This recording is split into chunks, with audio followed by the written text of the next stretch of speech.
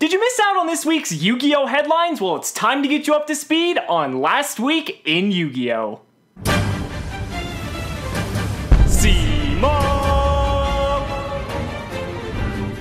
What's going on, guys? It's Simo, and welcome to Last Week in Yu-Gi-Oh! The show where we cover all of the latest Yu-Gi-Oh! Headlines from the previous week. Now, a lot went down this past week, and there's a lot I want to discuss, so we're going to go ahead and get right into it, starting off with some brand new cards that got announced coming out of the OCG, but we'll be getting those cards not too shortly after. And the first one is out of the Linked Brains pack, and it's Mermail Abyss Alacia, I believe the name of the card is, and once again, it's more legacy support in the form of a Link monster for a legacy archetype, this time being Mermail. Now, Abyss Alacia is a little bit interesting because compared to some of the amazing Link monsters we've received in the past, Abyss Alacia is a little bit, I would say, counterintuitive to how the Mermail strategy wants to function. Now, don't get me wrong, this is still an incredibly good card for the Mermail archetype, but there are some issues with it. The first off is, we have a card like Mastar Boy, which you could kind of easily want to compare Abyss Alacia to because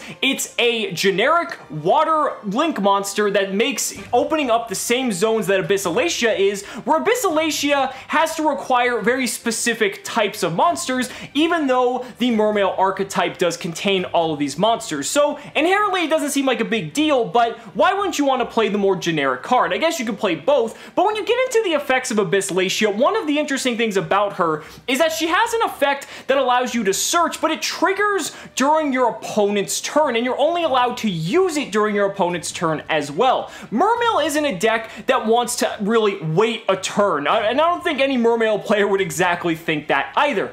With Mermail, you're pretty much going all in or nothing. You're trying to just OTK your opponent as quickly and as fast as possible, and an effect like that is a little bit counterintuitive. Now, the effects she has, the other effects I should say, are still really good, and it's a great piece of legacy support, but I would say compared to some of the other pieces of legacy support we're going to be receiving in the Linked Brains pack, Abyss Alacia is kind of on the lower end of that spectrum, but that doesn't mean it isn't welcomed. Now, another brand new card we got coming out of, I believe it's one of the legacy support packs, is going to be Ojama Party. Now, Ojamas are just absolutely hilarious, and there's been some other support that's been announced for the Ojama archetype as well, but this card in particular kind of takes the deck over the top in tandem with some of the other support cards that the Ojama archetype is going to be getting. If you've seen Lithium's video on what Ojamas are going to be capable of doing, especially just in this format now they're under Master Rule 4,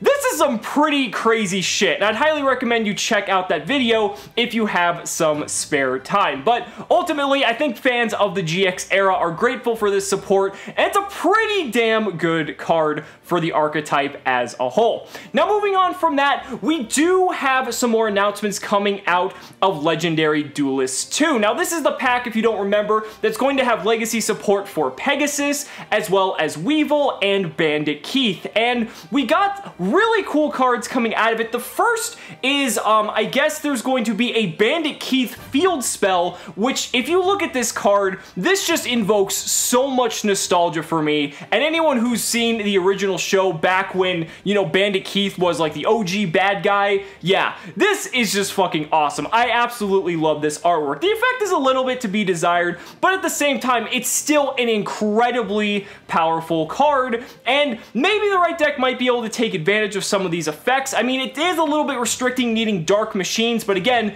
this is Bandit Keith we're talking about, but even if it doesn't really see a lot of play, it's, if anything, for the nostalgia, and it's really cool to see kind of a new take on some old cards, or I guess old themes, rather. Then there's also going to be a brand new Ancient Gear card. Now, this card is phenomenal because it allows you to not only dodge removal, but it also has a Return of the Dragon Lord style destruction prevention where you can banish it from the graveyard and your card isn't going to be destroyed. And that means that you can also dodge stuff like Solemn Strike and things like that, which is a really big deal. So I think this is an incredible piece of support for Ancient Gears, and any Ancient Gear, Ancient Gear players have been just getting so much support lately. This is one of the better cards, I would have to say. Just a really solid card all around. It's a little bit unfortunate that it's a trap, but frankly, it's a wonderful piece of support. Any archetype archetype would be happy to get something like this. Now, one of my favorite pieces of news from this past week was the announcement of Legendary Collection Kaiba. This is going to be released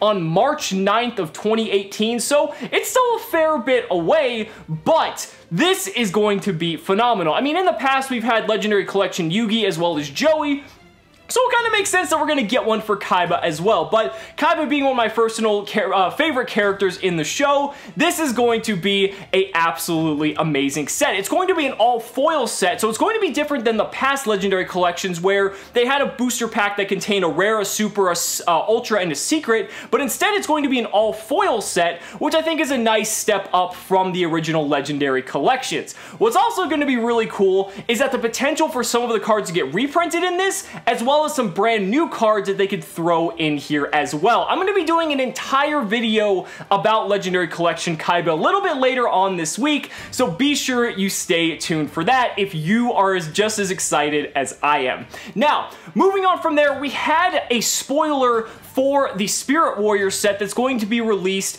at the end of next week. Now, Spirit Warriors is kind of a Secret Forces type set where each pack is going to be 5 cards. You're going to get 4 super rares and 1 secret rare per pack. And there's 3 pretty much mainstream archetypes when it comes to the set. You have the 6 Samurai support, this time taking the form of the Shadow 6 Samurai. You have the Weathery support, and then you also have the Magical Musketeers, formerly known as Magibullets in the OCG. This is a really interesting set. Now, obviously, this is something that you might want to consider investing in because one of the biggest things is that with Necros and the Shining Forces is that, yes, Necros was a completely meta-defining archetype, and out of these 3 archetypes in here, I wouldn't want to directly correlate any of them exactly to Necros, but the thing is, you have to think how an archetype like Necros has yet to receive a reprint, and it's been how many years? So this might be a set that if you pick up some of the cards now,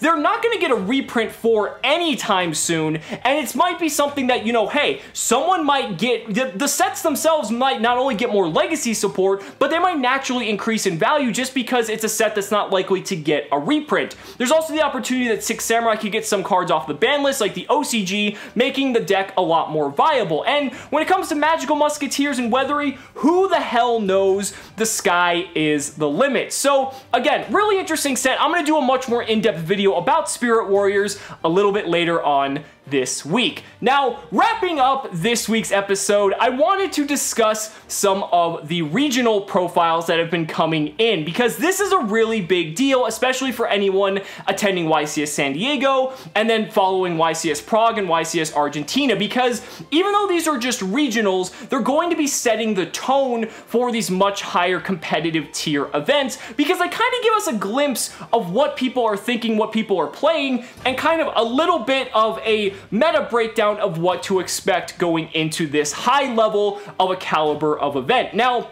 what we've been seeing has been absolutely astonishing. So we have Pendulum Magician taking first place at the Philadelphia Regional that has over 500 players, and for a regional, that's a very, very large regional. So that's actually something that has a very big, that's very significant in terms of a meta breakdown. You've also got stuff like Paleozoic almost making the top 8, which again, that's a deck that a lot of people thinks in part due to evenly matched, had a very hard time playing in a format like this. And we see Trickstars and Spiral and Pendulum Magician pretty much taking up a wide majority of the top slots at these regionals, but then you've got stuff coming out of nowhere like True King Dinosaurs, you've got Mermail, you've got Lightsworn, you've got Infernoid. There are so many different decks right now that are having the opportunity to get themselves into the top cut that we actually have a very diverse format thanks in part to the November 2017 ban list. And I think this is what a lot of players wanted. Now, yeah, sure, you still have Pendulum Magician, Spiral, and I would say Trickstar as the top 3 decks to beat at the current moment. But the fact that we are currently in a format where you're seeing so much diversity, especially in the top cut of regionals like this, that's a very good sign for the game. Now, how is it going to affect YCS San Diego? I can't say for sure. I'm not an oracle, but this is going to be a really big deal because with these 3 decks pretty much in the sightlines of these big events, it's going to be really interesting to see how people prepare for these events and what the outcome of those events ends up being. But guys, that's it for last week in Yu-Gi-Oh! Let me know down in the comments what you guys think about this last week's news, and if there's anything I missed, be sure to let me know down in the comments below. So guys, thank you so much for watching the video. Be sure to like the video as always, subscribe to the channel for more amazing Yu-Gi-Oh! Content, and if you found this video informative, consider backing me on Patreon, because just by pledging only $1 a month, you're investing in my ability to continue bringing you amazing Yu-Gi-Oh! Content. So thanks so much again, and we'll see you next time.